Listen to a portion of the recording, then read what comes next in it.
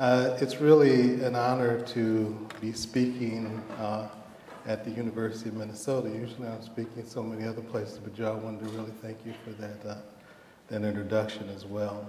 I'm proud to be a Minnesotan, and one of the reasons why I've become so proud, even though I was born in Detroit, Michigan, was because of Paul and Sheila Wellstone.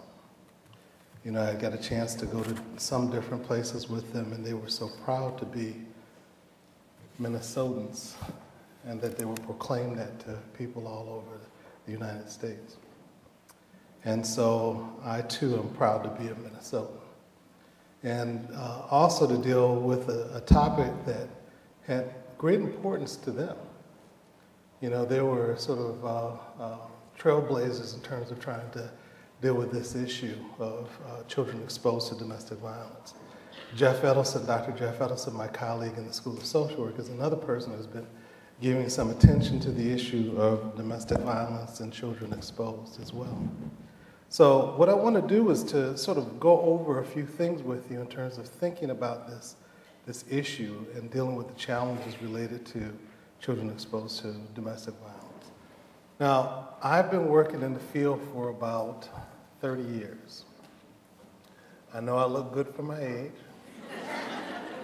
But my reality is that in dealing with this issue, I was a child welfare worker. And so as you're dealing with, of course you know that when children are victimized because of child abuse and neglect, you get a chance to see that on a regular basis.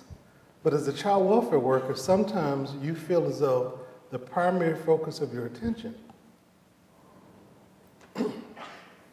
is the child abuse and neglect that you see children go through on a regular basis.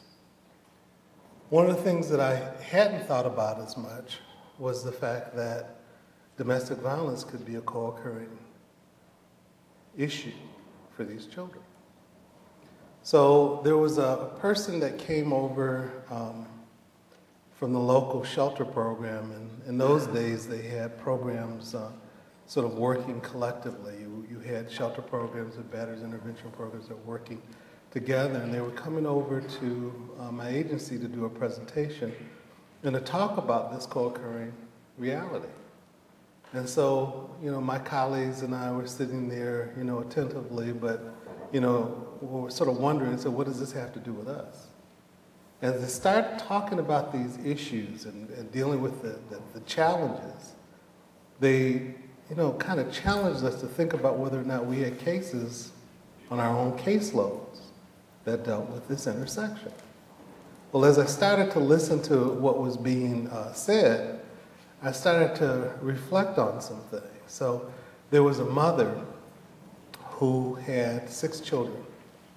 She had 5 from a previous relationship, and she had this 6th newborn, the 6th child that was a newborn. And what was interesting was the fact that all of a sudden she just disappeared and she abandoned this child.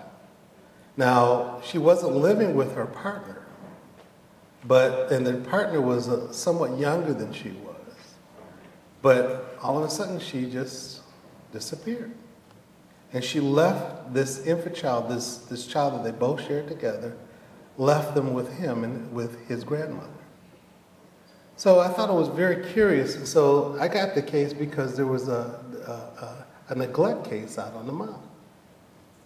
And, I was thinking about what mother would abandon their child, to just leave them and sort of go off and with parts unknown. So as they started to talk about this co-occurring reality, one of the things that I started to think about is, where she might be, but why she would leave. In a further investigation, one of the things that we found out was the fact that she had been brutally abused by her partner. And her rationale for leaving had to deal with the fact that if she left this child with him, then he wouldn't chase her around the country, try to find her, to get access to her and the child. That was my introduction to the issue, and that started me to volunteer at the local shelter and start to do work in batterers intervention groups. One of the things I had to say from working in batteries intervention groups, though, is that her leaving, a woman leaving, doesn't stop him from trying to find her and chasing her around the country to see where she's located and try to bring her back. Literally, I've done batteries intervention groups, and a guy would say, my partner left, and I don't know where she is. And a week later, he tracked her down, found her, and brought her back.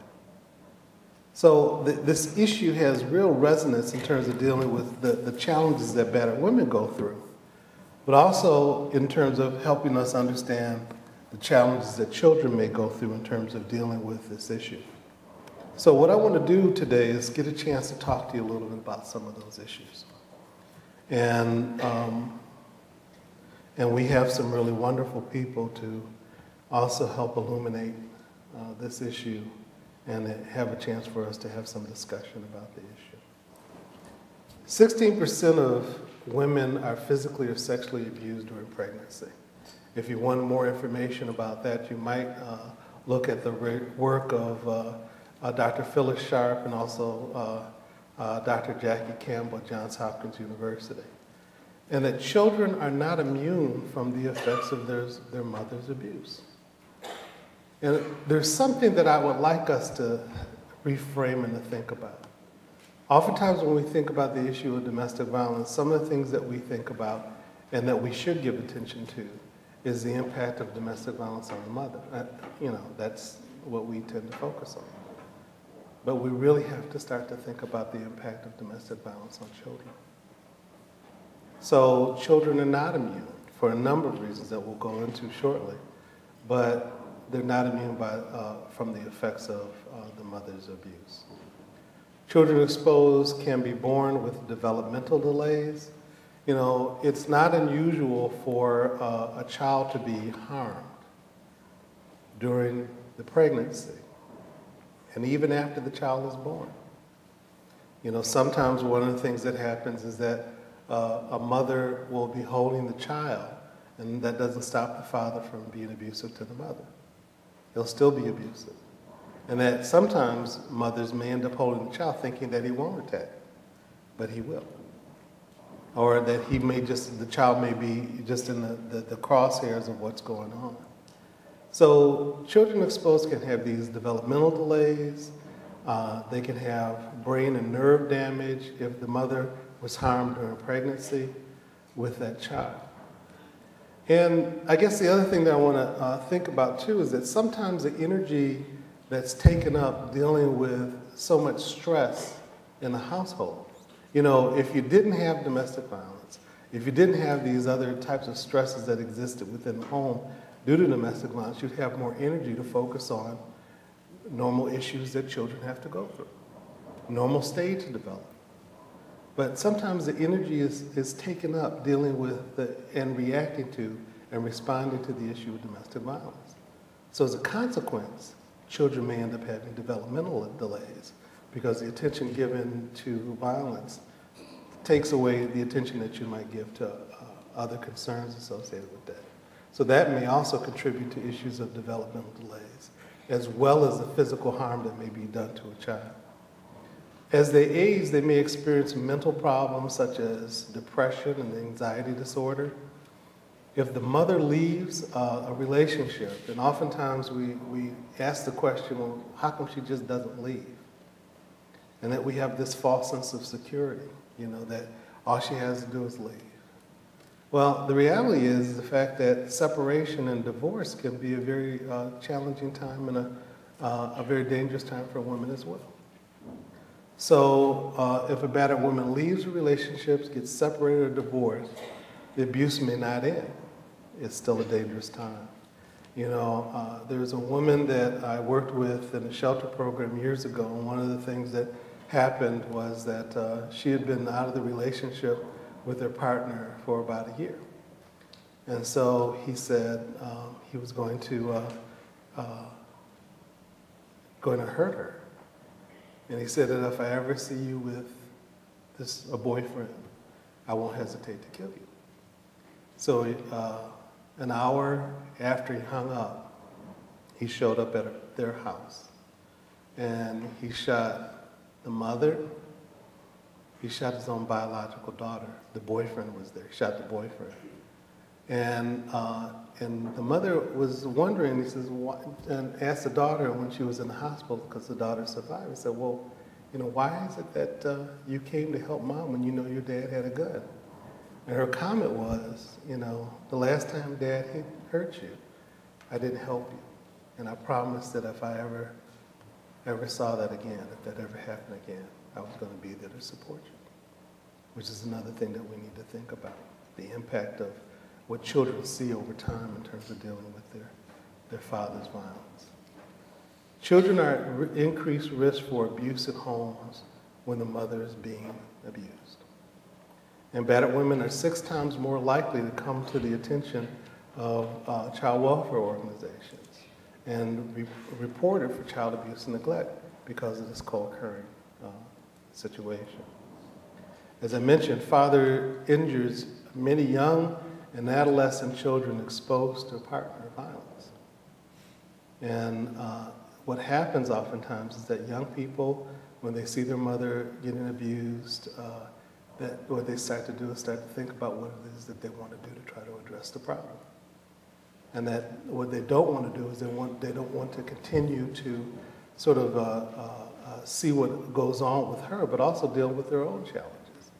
I've seen people and talked to people across the United States who talk about the impact that seeing their mother's victimization has had on them, and that what they've done as a consequence to address the issue. Some people end up developing substance abuse problems. Not just the children, but the mothers too, to sort of numb themselves from dealing with the experiences of what they've been exposed to. So children get injured when they attempt to protect the mother from the father's violence.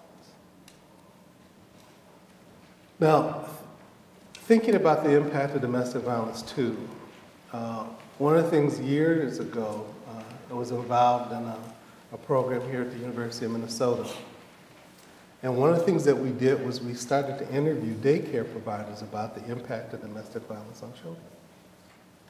And as we had conversations with them about it, they taught us a lot in terms of how children may end up responding and reacting to this, their exposures to domestic violence. And they reported that children may come into the environment unduly stressed. Now, how many of you out here work in daycare? Okay, a few. How many work with very young children? How many work with adolescents? Yeah. So it's important to be able to think at each stage what interventions and considerations you may develop in terms of trying to respond to them. But one of the things that they said is that, little kids will come into a situation after they've been exposed, and you can tell that what they've been exposed to for a number of reasons, but they say that they tend to be unduly stressed. That oftentimes that they're crying, that they can be very clingy, and they identify who this, what I call angel in their environment.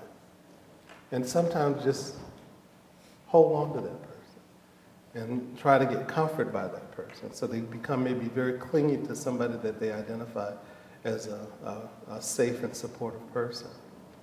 They report that some children act out what they've seen, from their exposures. That what they do is that sometimes in play they reenact the things that happen in the home. One of the things that we tried to do in a project several years ago, there's a conference we put on in Minnesota, interestingly enough, in 2003, that you're going to see a segment of, that talked about the children exposed and what you do in terms of responding to the issue of domestic violence. But one of the things that we've learned is the fact that children may end up demonstrating and reenacting the different types of abusive scenarios that they've seen, even when the police comes in and start to take parents away. And they try to make sense of it. And so one of the things that we did when we had the conference years ago is we went to a shelter program. And we asked the kids in the shelter, from little to adolescents, to sort of draw pictures about what happens between mommy and daddy. And they started to draw pictures around domestic violence. And then we had them start to describe, what the pictures meant to them. And you heard, a lot of interesting comments from the little ones. Clearly they were aware of the types of things that they were exposed to and the types of things that they see. Sometimes you hear parents make comments about the fact that, that they really make it a point not to expose their child to violence. They think that the children are not witnessing the things that are going on because they may be in another room, or that they think that the children are asleep. But in 2000, Carlson talked about it, said 14 million children are exposed to domestic violence each year. And that children are exposed to domestic violence if they're in the same room, certainly, but also in adjacent rooms. And that we need to give more attention to the fact that despite the fact that we think that our children are not harmfully affected by what it is that they have been exposed to, that there is a problem associated with that, and we have to give some attention to it. And some children, the daycare providers talked about, just sometimes sit in a safe place. They just need to find some place safe and calm themselves from what it is that they've seen. Now, here are some of the things that we need to think about, too, in this regard. Is that they may become overly protective of the mother for fear of her being away from her and learning that the batterer has killed her. That children can experience emotional challenge that include post-traumatic stress disorders, anger, and anger, depression, they say, is anger turned inward. And so if a child feels that they're impotent to be able to do something to resolve the situation, they may turn it into themselves. Sometimes children are very passive and uncomfortable with what it is that they've been exposed to and feel powerless to be able to respond. And they also may have been the victim and therefore feeling sort of beat down sometimes. And so that may contribute to some level of passivity on the part of the child. Or that they become very aggressive. And that they can be aggressive to different people in the family. We'll talk about that in a second. But this sense of anger, depression, hopelessness, inability to bond sometimes, that there's fear, certainly frustration, inability to concentrate. Sometimes children have nightmares based on what they've been exposed to, bedwetting, certainly difficulty sleeping. Sometimes they have poor socialization skills with peers, but also with their siblings. And they may take their violence out on children, that are their peers or their siblings. But they may also direct their anger at the mother. How many people remember the Beltway shootings, the sniper in Washington, D.C., where the guy that was assassinating people in Washington? Do you all know that started out as a domestic violence case? That really what he was doing is starting in Tacoma and then traveling across the United States to kill his partner. And I was on a panel with her a few months ago, and she started to talk about different issues. And so we talk about, the relationships between parents and children. So this woman who I was speaking about earlier, whose daughter ended up trying to intervene to protect her, also had a 5-year-old son. And the 5-year-old son went up to his mom and said, "Mom," he says, all you have to do is do what Dad tells you to do. If you did what Dad told you to do, he wouldn't have to beat you up like this. Or, a situation that this former partner of the Washington sniper, what she talked about was the fact that some of her children were seduced by the crap that he was trying to share with her, and that they were feeling more sympathetic to him, but also understanding and trying to respond to the things that he was saying, but also watching the way that she was being treated by him. So when he left, And that one of the things that she started to describe was the fact that her children started to give her a lot of difficulty, that they were really challenged by listening to what she had to say, even though I was a parent that was present, engaging with the children and working with them, for their best interest. And so there was a question from the audience that, what do you do in those situations? Do you let go of your kids? Do you just, let them go? What do you do? How do you deal with a situation like that? And one of the comments that she made was, I dug in my heels and I fought for my child, which is an interesting thing in terms of lessons learned. And we have two speakers that'll give you a chance to really learn how to think about dealing with this issue with your children. But children exposed to domestic violence can be affected in diverse ways during their development, but also oftentimes we think about what happens to children and think that once they become adolescents and young adult, that there's some resiliency that takes place and that there's no impact. We have to think about how to address the issue with young children, adolescents, but we need to think about how to deal with this issue as adults too. There was Anthony and I were in Baltimore doing a presentation on children exposed to domestic violence, and it was a young man that talked to me about the fact that his father had killed his mom, and that and went to prison, and they were raised by the maternal grandmother. And as he having conversation about those different issues, he talked about his three brothers and said that they counted that they had gone through about 40 relationships, and that they all had substance abuse issues, and that they were really struggling to try to find ways to be able to resolve it, but they got to that point and they became domestic violence advocates, which is another side of this that I want to talk about. That on the one hand, one of the challenges that we deal with is the reality that, we say that children exposed to domestic violence are likely to become abusers, that they're likely to continue the cycle of violence.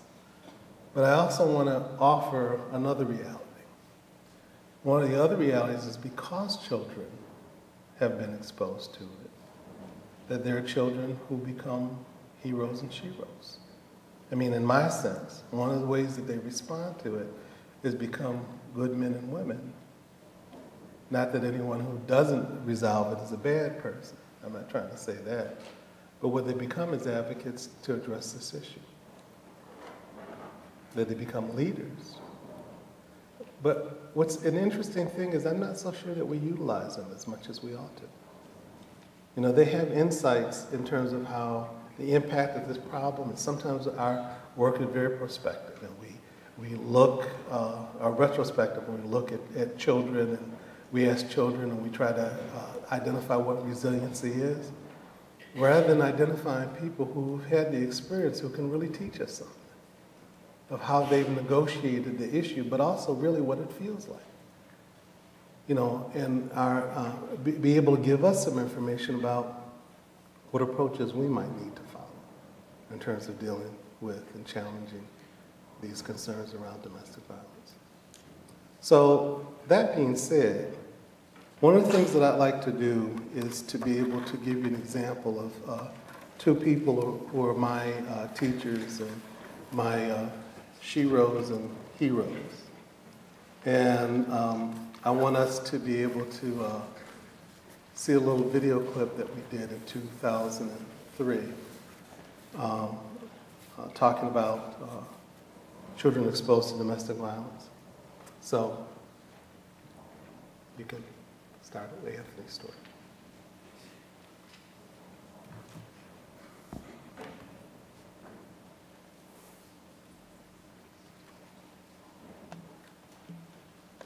My name is Anthony Taylor, and I grew up in an environment where there was domestic violence. Could you back it up a little bit?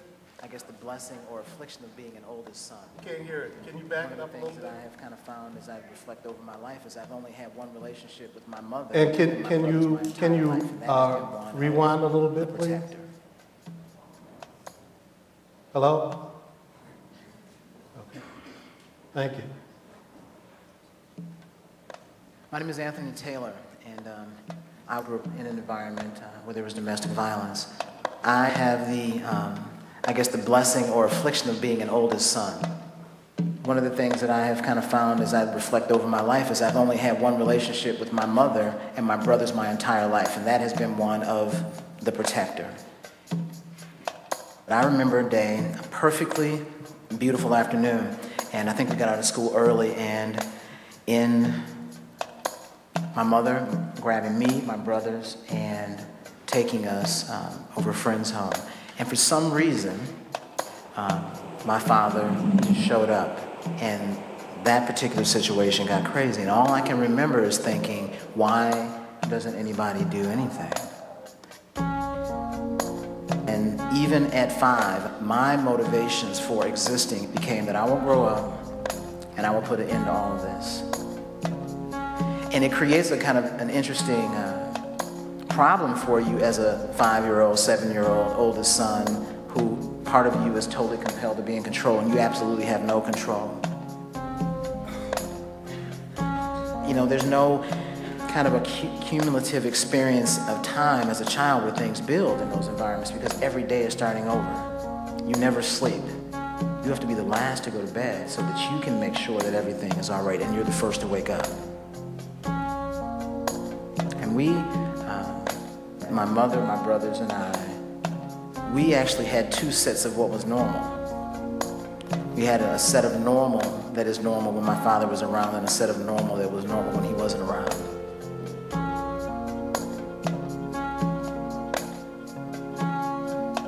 I was an incredible overachiever at school. Sports, all of those things. And all of my achievement in those areas in some regard came from my motivation to do everything that I could to make my father be as small as he could possibly be and ultimately grow and protect myself and stay safe until I was old enough effectively to kill him. That became my primary drive. In my 18th year, my mother and my brothers also got the courage and the strength to make a decision to leave the situation.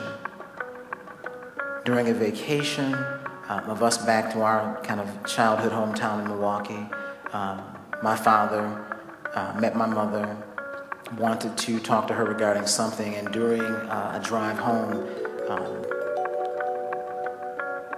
shot her close range, approximately 5 times, pushed her out of the car, left her for dead, went home to his home, my old childhood home, and killed himself. I had created my own rites of passage into manhood, and that rites of passage would be me killing my father. And of course that never happened, so the rites of passage for me into manhood actually became his death. And I think my mother's greatest nightmare over her lifetime is that I would kill him. And the message for her was that I could never end the violence with violence.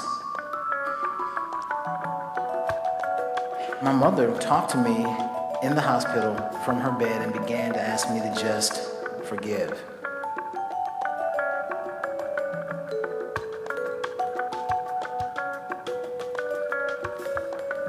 All of those things, I finally realized all of those things that had been part of my childhood were still there. And the whole idea was to confront them, reflect on them, and then create the healing within my own family. I've never forgotten anything from my childhood, and so I began to reflect on all those moments and began to see them differently. And began to ask myself, because all of those things are in me, how do they show up today? How do they show up in me today? All the things, all the skills you acquire as a young person to be safe and protect yourself in those things, and to make love not important for you, to make your father's love not important to you. How does that show up in you as an adult? One of the ways has been very financially lucrative for me because I'm a great salesperson now. I now have the ability to walk into a room that I've never been in before, and I can make an assessment of the total environmental energy, what the dynamics of the situation are, and what those people's greatest pain is within about 7 minutes. And that's exactly the skill you need as a 7-year-old walking into a house that potentially could be blowing up at any moment. And how do you handle a 30-year-old man that weighs 150 pounds more than you using your intellect? And what power you have in that environment makes you a great salesperson. I was 40 years old and I wasn't married yet. And so you create another dynamic that you don't need anybody. If you don't need your father and his approval and his recognition, you don't need anybody. And so you develop the skill where you can survive and thrive with that idea that maybe you don't need anybody. And the truth is, you need somebody. I have 3, maybe 4.5, 5 brothers, because my mother, of course, has picked up people along the way. And now my brothers have amazing children, women. All the kids in our family are women. And this ability to show real compassion and real love in their families and to help them see that that's the way has been part of my healing. And it's been exciting to watch my mother develop into an incredible and amazing woman. Because the thing that I didn't realize is that she was developing too. And that is one of the greatest challenges for young mothers, is that you're developing yourself as you're developing children. And so I look back at those times and realize that as well. We have built a life, really not based on the fact that it might end tomorrow or how you have to be in control, but once again centering kind of this idea of being able to show each other love and compassion directly, and a commitment to breaking the cycle. And she has been very instrumental in this idea of manhood for me, and conversations directly around manhood and confronting it directly. And really the gift of my mother was that she spent my lifetime questioning me on what was I feeling, what's going on for you, what does this mean. One of the major conversations that we had was about my relationship to her and therefore my relationship to women. 16-year-old girlfriends, 15-year-old girlfriends, and of course at 16 this is the most annoying conversation you can have, but it never stopped. Her name is Atum, Azzahir. She is, it's always interesting when someone asks you who is your angel. Of course, you say your mother, right? I mean, that's one of those things. But I think it was actually exciting to be able to say that, because I think one of the major things that I have worked on, and especially with younger brothers, and this is also my second conference, by the way. I was at one in Philadelphia, and in that conference there was a tremendous amount of energy and conversation focused on the idea of manhood, and particularly black manhood. And I left there thinking, and one of the reflections for me was this idea of not manhood as an absolute concept. And what I realized is that manhood for me is only a relative concept, that it is only a complementary concept relative to womanhood, and that womanhood for me had been defined by my angel, that I had watched her go through a lifetime of this particular situation, and through all of that, her primary concerns were, how did I see the world? Did I have hope? Did I love her? Did I respect her? Was I humble? And every ounce of energy left through the battle was focused on that for me. And I also am excited that I'm a survivor. So I introduce to you my angel, Atum Azzahir, and I would like you to please come up and receive this award.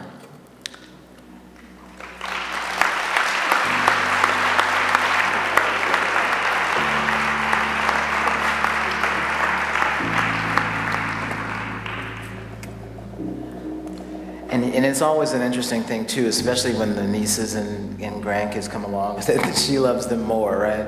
So you,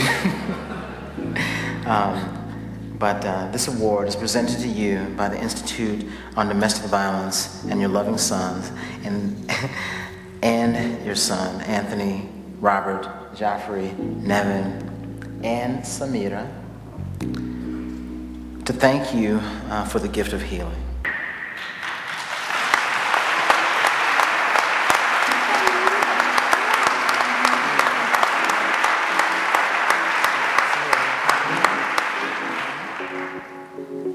Everyone who knows me know that nothing is more important to me than my children. Never have been and never will be. This is,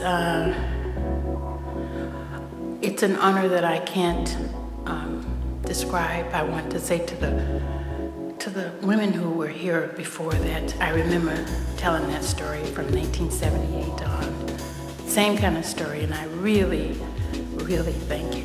Thank you for your life and for your work. Thank you, Anthony, Joffrey, Robert, and Nevin. So again, for all of those of you who know me know that my life is committed to my children, to men and women of African heritage, and I will continue that work. With this, it will be better. Thank you very much. Love and abuse do not coexist. Period. You can survive, you can thrive, but you don't transform, you don't heal, and you cannot be your most creative self. I was feeling unloved and I wanted to live in a place that was happy and so secure. But that All right.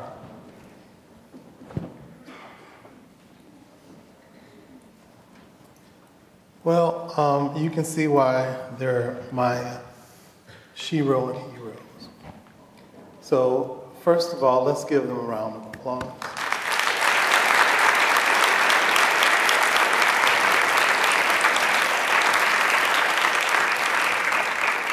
And let me introduce them both. First, I'd like to be able to introduce Anthony Taylor, founder and chief storyteller of Aromat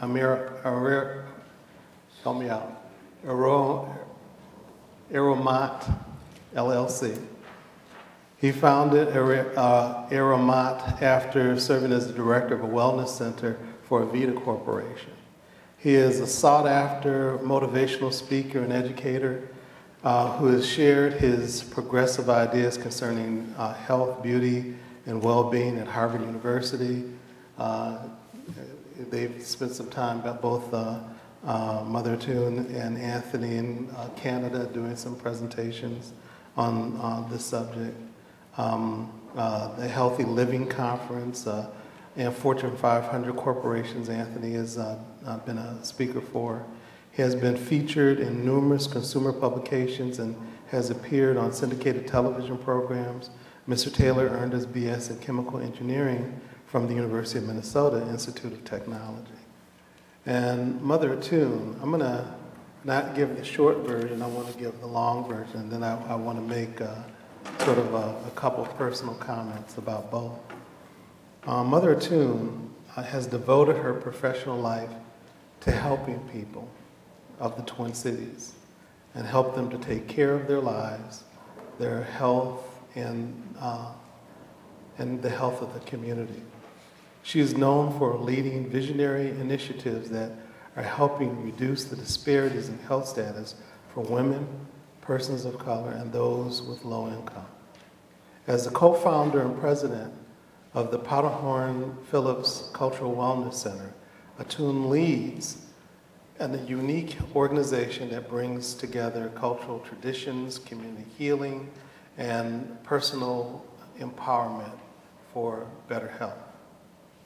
The program is national model for improving the health of a community by finding innovative solutions that bring people together for a common cause. Early in her career, she dedicated her leadership and helped establish community resources to empower battered women. You know, if you didn't know this, Atum was one of the former directors of Harriet Tubman Battered Women's Shelter.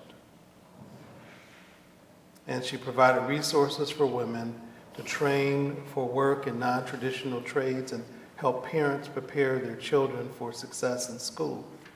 Atum was the first director of Way to Grow, a groundbreaking school readiness program.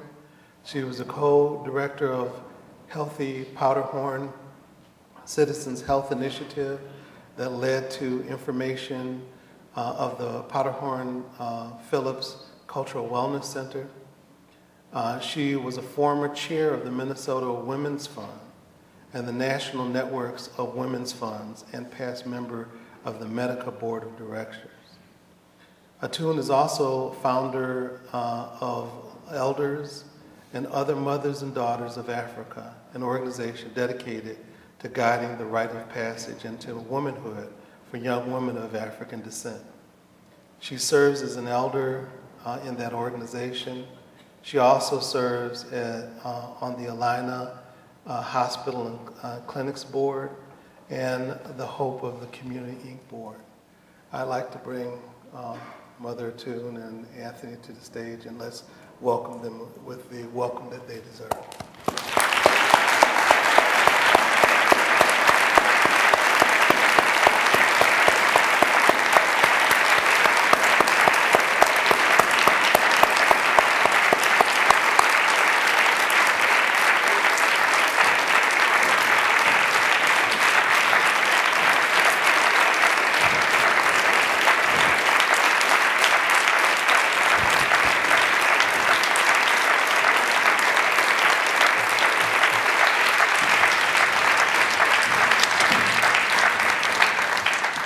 What's nice is that they're also my friends.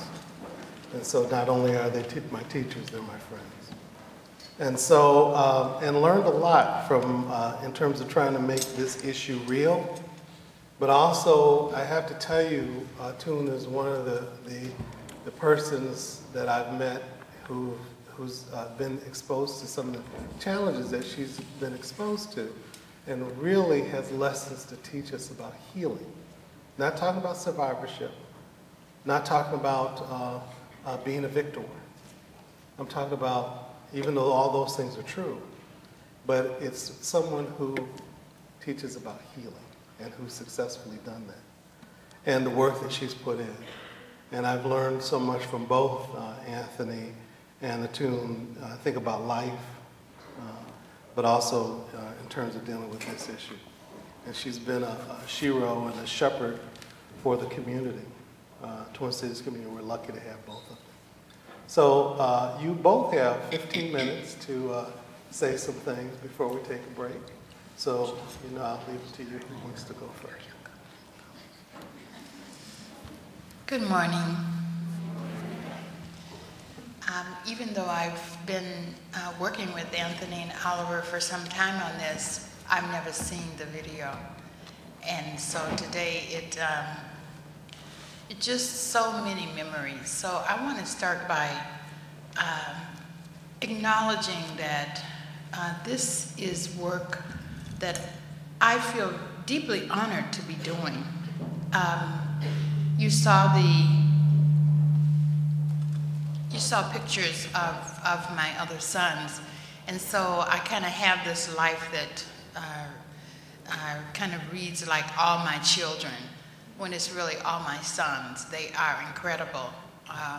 Anthony, as the oldest, has set kind of a standard for every one of them, and they each do attempt to live up to that standard. And it's usually very difficult for them, but they do work really hard to live up to the standard. And then I have 5 granddaughters. And so when you talked about, what has happened then, the Creator and the ancestors are really wise in that I have 4 sons and 5 granddaughters, and now a great-granddaughter. And Anthony gave us a grandson. So this work really continues with each generation to get better and better. Get to the point where we can really recognize this idea that through the mother, the emotional life of the family is developed.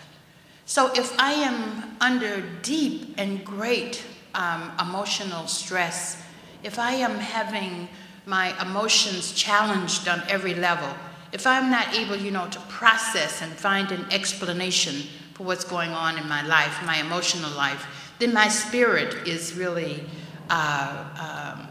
just when they talk about depression, my spirit is really stagnated. It's like something that doesn't allow you, as Anthony said earlier, to expand and to be creative. And so I'm aware now, as I look back, that the emotional life of my children was really in my hands. I often thank them, as a matter of fact, because I think they chose me.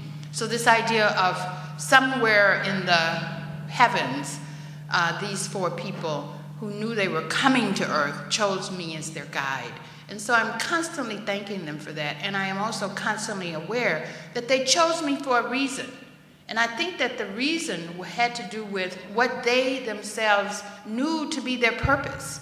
What was the destiny that they had to fulfill on this earth? And it was almost as if they knew I was going to make these decisions that were unbelievably, I'm not going to say stupid, but decisions that really would take us through amazing hard times, through struggle, through tragedy, because it is through those tragic experiences that I think we've all become who we are today. So at some point, they really were choosing me, and because they could see that really it wasn't they who needed the guidance, it was I who needed the guidance. It's like our grandchildren that have come now, they are teaching us so much about spiritual maturity, about mental maturity, about emotional maturity, and about how all of that works together. So I really look at this morning and realize that healing is not a process that is done. Because as I sat here this morning, I relive everything that was talked about. Reliving it, my memory is jogged, and I start to be on the ground on the day of being shot. I start to be in the house listening when my children were really plotting and planning about killing their father. I start to relive the fear that I had when I looked up this one day, and here this man is standing here with this pistol. I mean, as a matter of fact, we were driving in a car, so I start to relive that anxiety and that fear all over again. So it comes back as if it were yesterday. So I realized that healing, is not this kind of thing, I am healed. It is this thing where I am healing, I'm in a process, I am becoming, I am transforming, I am transcending the immediacy of my experience on a day-by-day basis. I am, as a matter of fact, taking the pain and suffering and attempting to turn it into knowledge. So that this thing that Oliver allows us to have is the opportunity to put words to something that we had no words for at one point in time. When I think about what was important for me with the children, Anthony talked about my constantly asking, how do you feel? There was a point, even under great duress, where I knew that if those pent-up feelings that they had, if the thoughts that they had could not become words, if the thoughts could not become words, if the feelings that they had could not find an explanation, if it could not come outside of themselves, even then, instinctively I knew that it would be bottled up inside of them and become, again, forces that would be detrimental and devastating, not just for them, but those whom they come in contact with. As a matter of fact, as I look back and think about, I saw a picture here of their father. As I look at him, what I realize is that I always thought that he was not just my husband, my partner, but my brother. I remember that I thought, for some reason, I thought, I'm not a missionary, but I sure believe that I can save this brother. I believe that I can make him into, and the women in the audience, I know that many of you have said the same thing. I can make him into, and I very seldom finish the sentence, but I thought I could make him into, I could make him know that my love will, as a matter of fact, transcend every feeling of destruction that he had. The challenge, I think, for me and for many women of African heritage is that I saw, not only the challenge of this kind of lack of human maturity or manhood or maturity or any of that, but I also saw the devastating effect from my father to my grandfather to my great-grandfather that played out in my husband.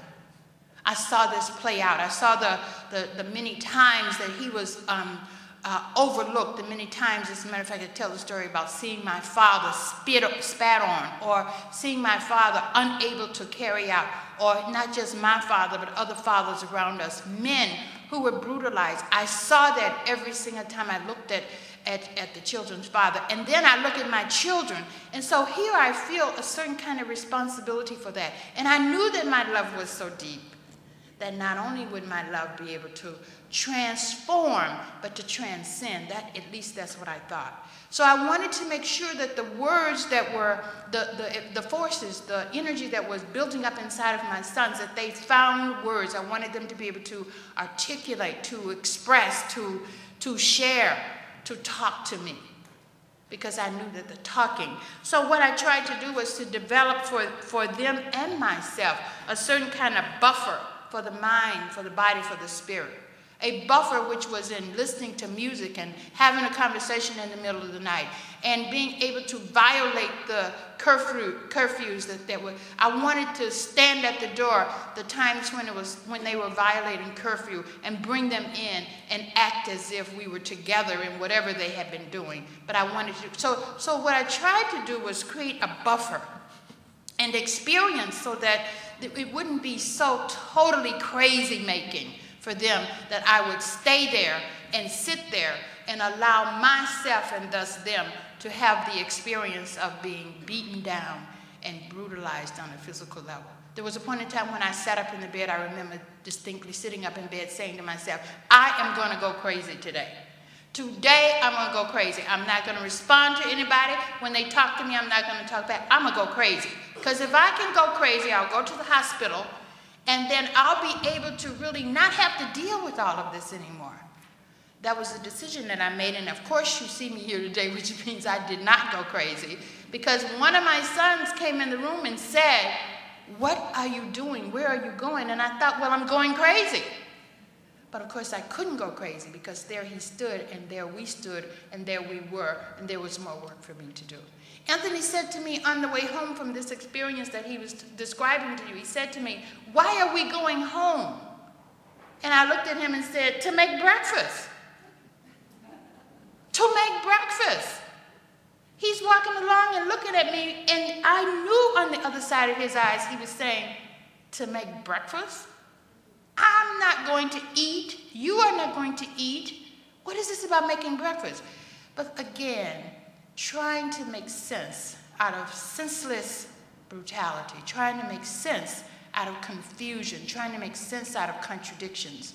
So my entire time, I wanted to make sure that I was able to create a buffer that would allow their spirit to grow, that would allow his spirit to connect with his soul, so there would be a certain kind of synthesis that would happen for him. And as I look at this video today and watch what's happening to Anthony and Joffrey and Robert and Nevin, I can see that to this day we are still working to find words to articulate, express, and synthesize again what the soul brings us in terms of why we exist on this planet.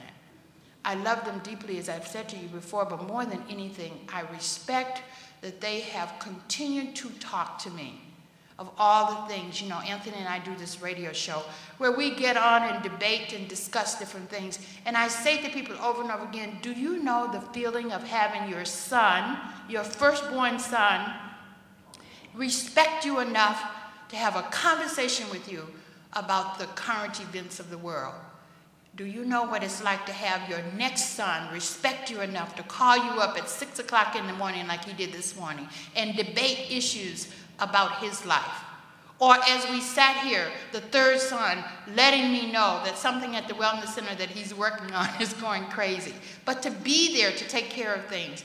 And then Nevin the youngest son, to be able to really respect both of us enough so he can say these two people are really my intellectual, spiritual, and professional heroes. So when he's making a decision, and then the young children, the granddaughters, the great-granddaughters, and now the grandson.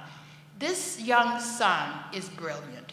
It's not because of the two of us in terms of intellectual development, but it's because of the two of us in terms of consciousness and spiritual development, so that we can still, beyond a doubt, not only bond, but teach bonding as a part of what we do.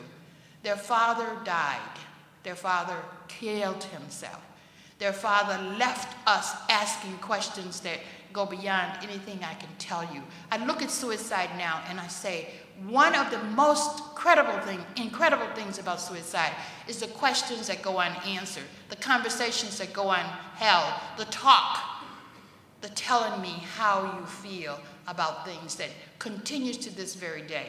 So I say to you this morning that this work is work that will continue for our family and for us. And I do really hope that you'll be able to gain something from both watching our healing process, because it's a public process at this point, watching our healing process and listening, but also talking to us about where are the blockages for you and where are the blockages for your family, and how can we create something so that the forces that really have brought us all here are able to be realized, not in our devastation, not in our destruction, but in our healing. So I really appreciate this opportunity. Thank you very much.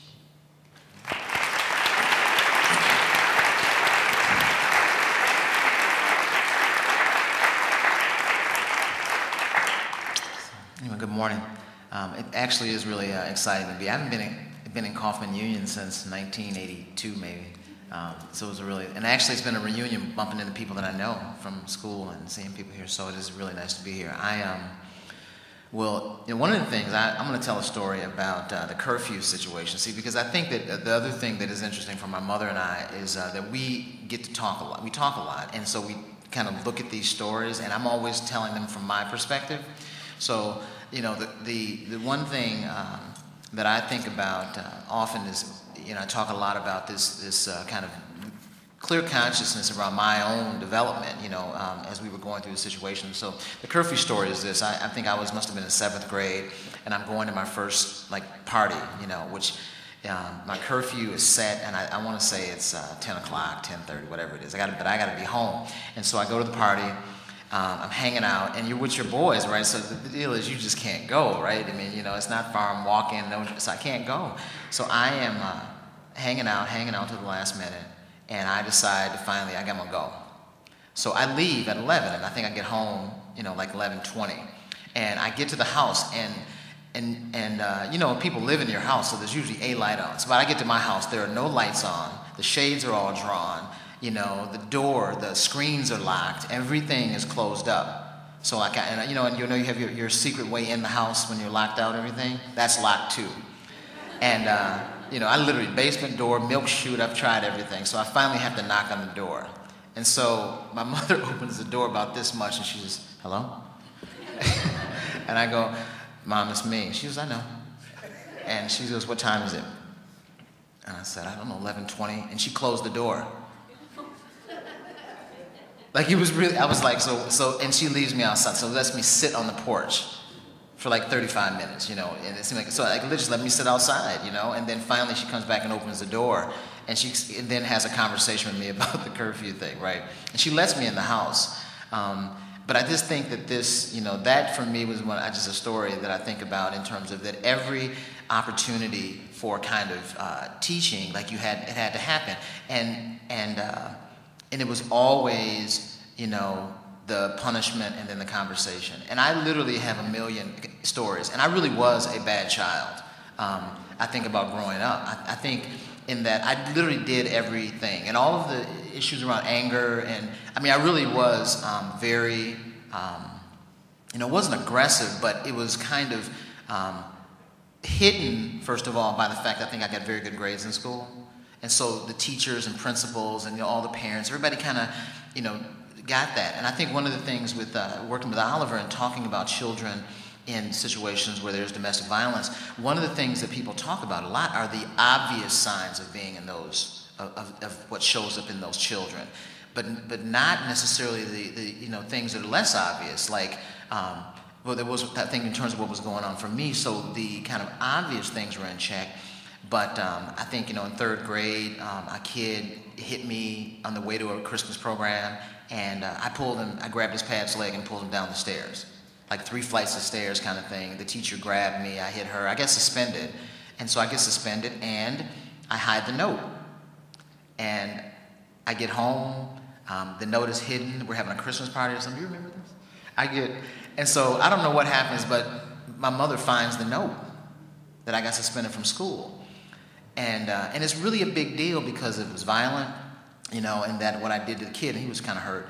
And so I know, and that's how I view it, like he kind of hurt, But she then goes on to make me go back through the whole thing again with the kid. I have to apologize. I can't go to the Christmas party, Christmas now. This whole process around punishment, and I think that is something that I really, I value now, is this kind of holistic treatment of everything that was actually, that I did as well. And there are many, many stories like that, and we tell them. But I think the thing that I look at now is really, again, this idea of looking at the child's inner life. That even really young children are having an inside life. And processing all of this thing, and in a very kind of accelerated way.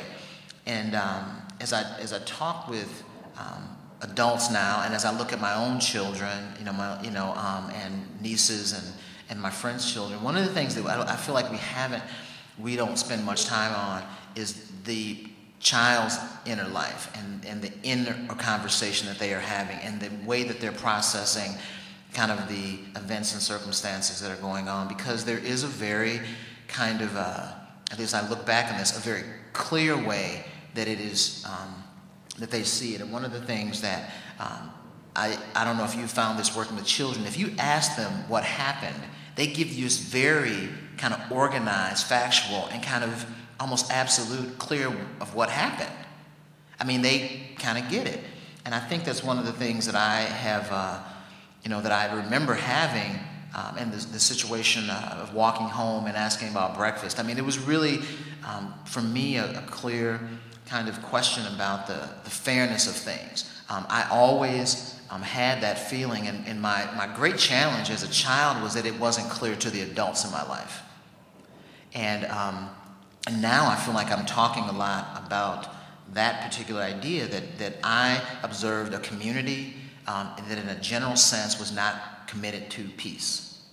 You know what I mean? And what I mean by that is that there was a normalization and an acceptance of violence as kind of the way things were. And the famous quote that I talk about in terms of my aunt, or anyone, where I would really challenge adults that we need to do something. Which is always the weird thing, is when a 10-year-old is looking at his uncle going, we need to do something. And I was clear about it, and him and his wife saying, you can't get involved, that's grown folks' business.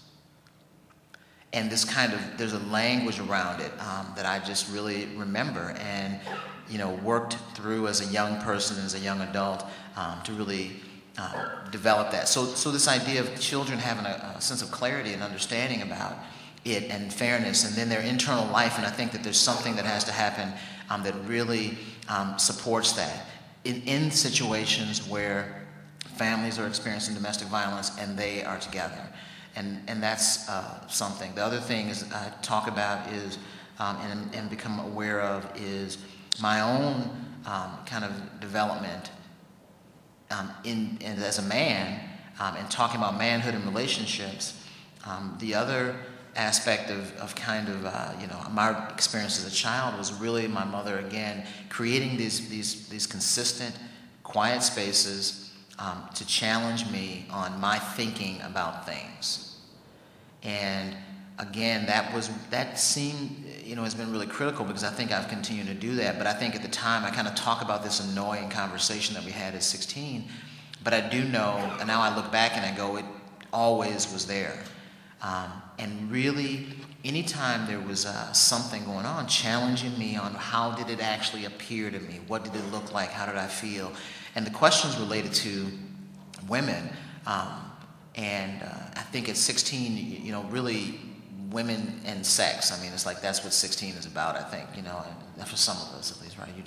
You have a really simple view of an idea, and what I really think about was her talking directly to me and specifically to me about my relationships and interactions and what was going on, and again, continuing to do those, to carry that conversation on over a lifetime.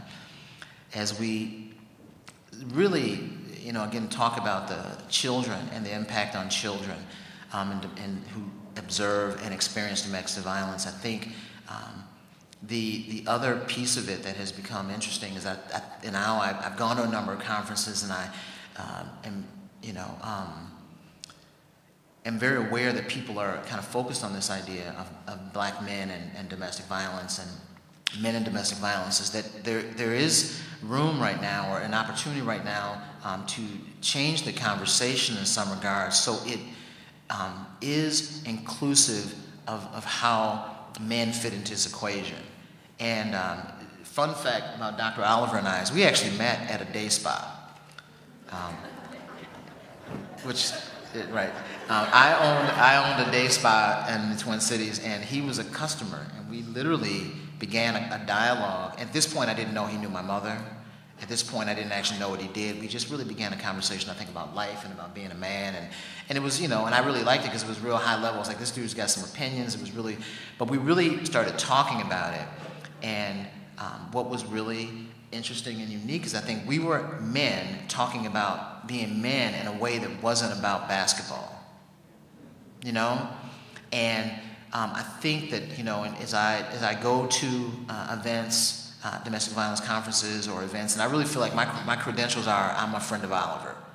You know, those are my credentials, and we go and we talk to more and more men, and I don't always feel that the conversation related to domestic violence, even as we talk about families, is inclusive of this the issue of developing, of how men are developing and how men are part of this, and it, you know, again, I don't know.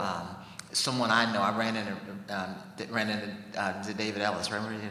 He ran into him, and it was really kind of kidding, and they shared the conversation with me that, you know, 97% of men that are categorized as perpetrators, 90% of perpetrators are men, you know.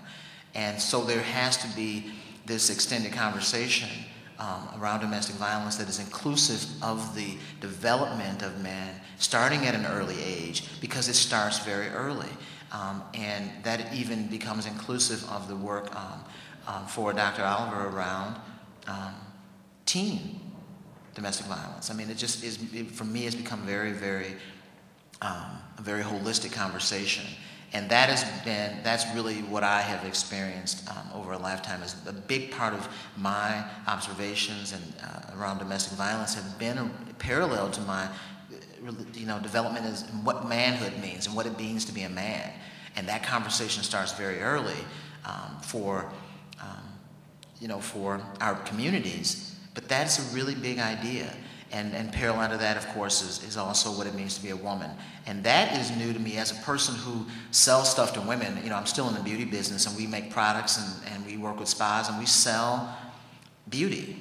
And so it's really been, I don't know if it's fortunate or unfortunate, but we have kind of put together these marketing plans based on the fact that you actually aren't ever going to find a solution, you know? And so therefore, you know what I mean? So this idea is a really big idea as we look at relationships, because one of the other things that I have looked at and thought about a lot is that we come into these relationships and something happens. You know what I mean? That something happens, and that everyone is a participant in that. And unfortunately, as I talk to my friends who are abusive or meet men who are abusive, the thing that is interesting to me is that they actually know the personality of woman that they need to find.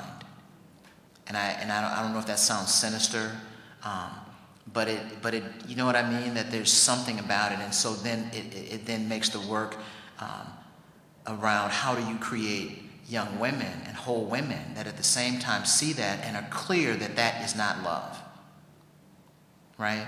And so again, it reaches back and becomes more developmental for me and makes me want to do different kind of work. So I let Oliver and my mother do the really good work and reach back into communities and help people. And sometimes what we wind up doing is we sell a beauty product, and what we do is attract people, and then we try to have a conversation about wellness.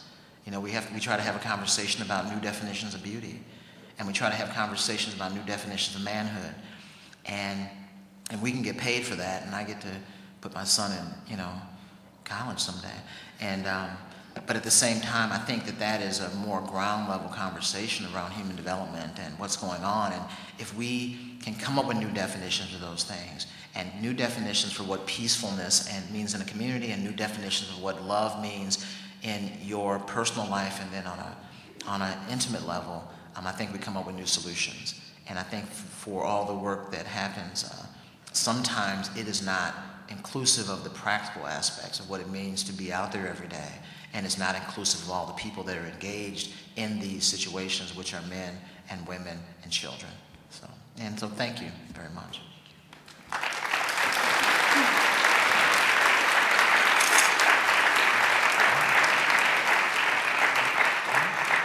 One of the things, again, we do quite a few presentations around, and so I wanted to go back to one thing, which is we talk a lot about ourselves in this, and talking kind of large kind of commentary.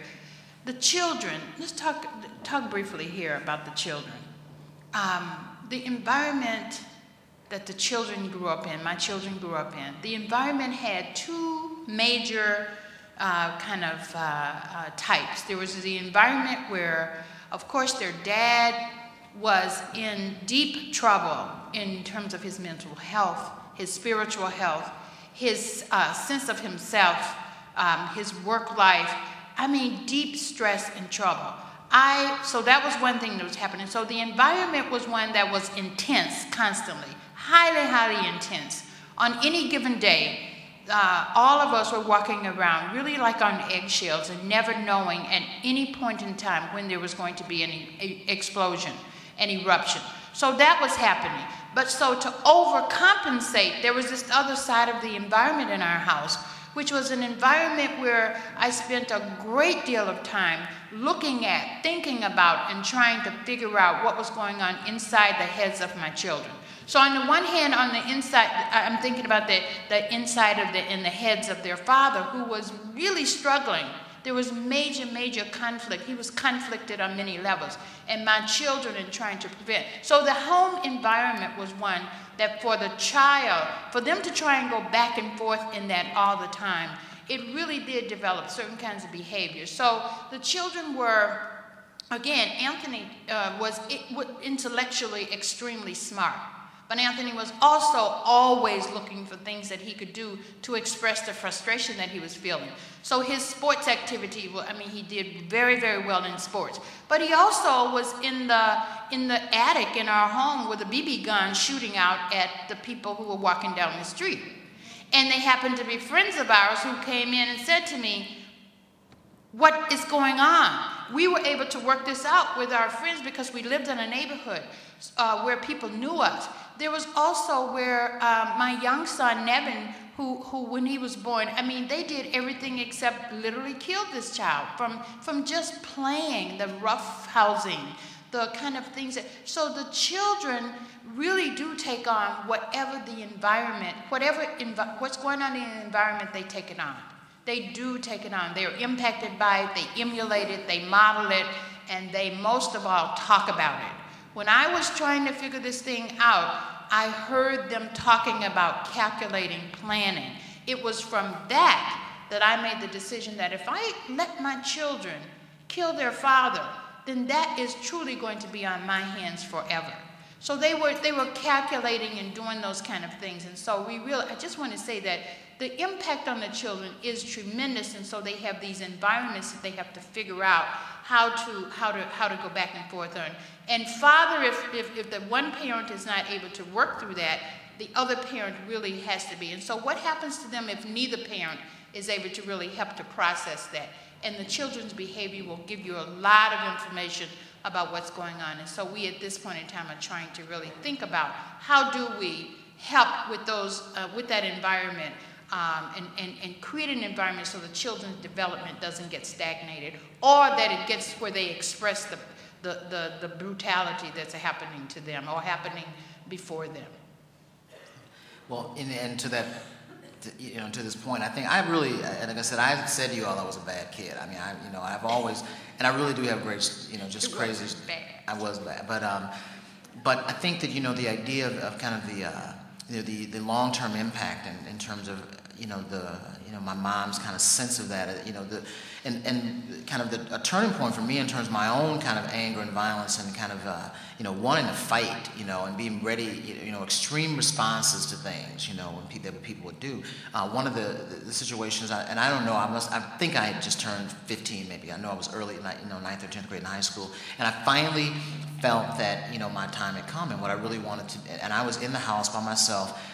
My father and mother got into an argument, something happens. I hear this, and I run upstairs, and I see my father, you know, with something to hit my mother, and I really do remember, you know, although it happened in a second, feeling this rush of, today is the day.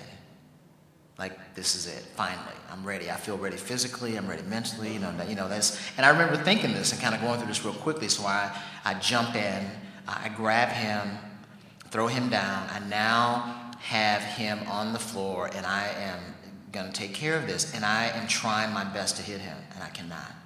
I mean, and it's really kind of weird, because I'm going, what's wrong? I can't. And I look back, and my mother's holding my arm and holding me and will not let me, you know. And so she literally tells me to run and leave. And so I run, I go to my uncle's house, I fight with him that we got to do something, they can't do anything, you know, this whole long drawn out thing happens, and so I wind up moving out of the house for a while kind of thing. And then as we're now talking to my mother about this is, you know, a few months later, I'm saying, you know, what was the deal? Like, I just don't get this. And I think this is my first real expression of, like, I don't get this. And I ask her about it, and she looks at me and just says, you know, I don't want you to grow up and live with the memory of beating down your father. And that was literally this amazing moment that I just kind of stopped being mad. You know,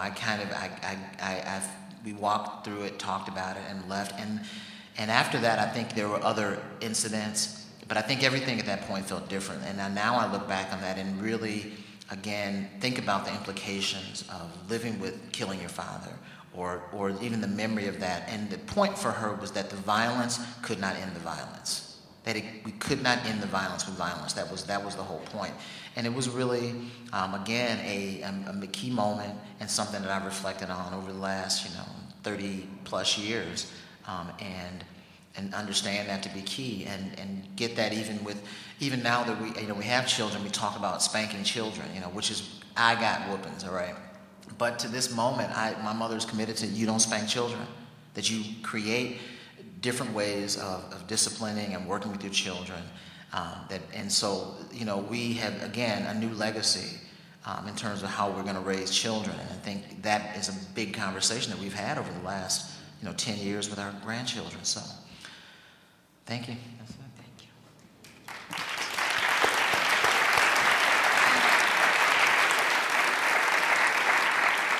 As you were looking at Anthony tell the story on the video, did you all enjoy the pictures that were in there? Weren't they really, Anthony drew all those pictures. Well, but Oliver called me and said, can you draw some pictures that are kind of just memories or the ideas that you kind of encompass different stages of your childhood? And so, I didn't know he was going to put them on the screen. They were very, very good. Alice, are you here? Alice Lynch, are you still here? Stand up, Alice. Now, I had to tell you, Mother Atum, one of the realities for me is that when I came to Minnesota about 19 years ago, Alice had you on the video that she had for Baja, and I got a chance to see you and was struck by the intensity with her, and you had a number of other women. Alice, former director of Black, Indian, Hispanic, and Asian Women in Action, and the African American Battered Women's Resource Center. So I don't know whether I had a chance to thank you publicly for that. I'm about 19 years too late, but I wanted to thank you for that and introducing me to Mother Atum. So